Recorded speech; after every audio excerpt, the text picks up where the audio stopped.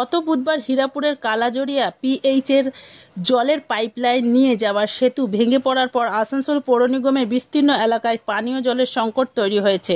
শুক্রবার দুপুরে পানীয় জলের সংকটের সমাধানের দাবিতে বিজেপি জেলা সভাপতি দেবতনু ভট্টাচার্যের নেতৃত্বে বিজেপির কর্মীরা জেলা শাসক দপ্তরের সামনে বিক্ষোভ দেখান এবং পরে একটা স্মারকলিপি জমা করেন।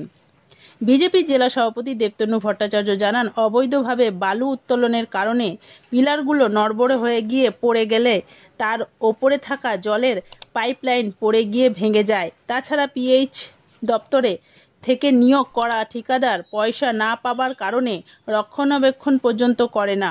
তৃণমূল কংগ্রেসের সরকার নিজেদের অপদার্থতা ঢাকতে ডিভিসির ঘাড়ে দোষ চাপায়। তিনি হুঁশিয়ারি দেন, আগামী দুদিনের মধ্যে পানীয় জলের সমস্যা সমাধান না হলে বৃহত্তর আন্দোলন গড়ে তোলা হবে। Green Asansol, clean Asansol.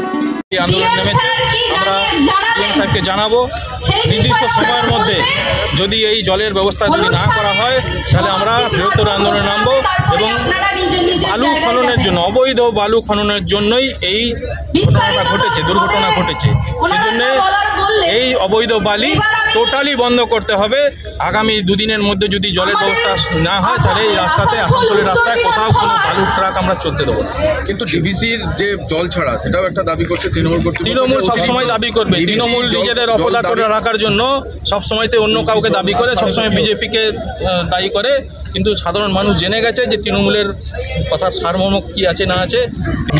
বেশ কিছু কোড নাম দিয়ে চলছে, এই বিষয়ে কি বলবো? তৃণমূল সায়েন্টিফিক্যালি পুরো ব্যবস্থাটাকে ডেভেলপ করেছে, কি করে কয়লা তুলতে হবে, কি করে বালি তুলতে হবে এবং কিভাবে করলে এটাকে ঢাকা দিয়ে রাখা যাবে লাল কার্পেট দিয়ে, সেটা চেষ্টা করেছে। কিন্তু এটা ওপেন সিক্রেট। কোড নাম যেই দিক না কেন, ওই কোডের পিছনে কারা রয়েছে সেগুলো এক্সপোর্ট সাধারণ মানুষের কাছে, সবাই সেই নামগুলো জানে এবং সাধারণ মানুষ যখন জানে তাহলে পুলিশ প্রশাসন অধিকারীরাও জানে।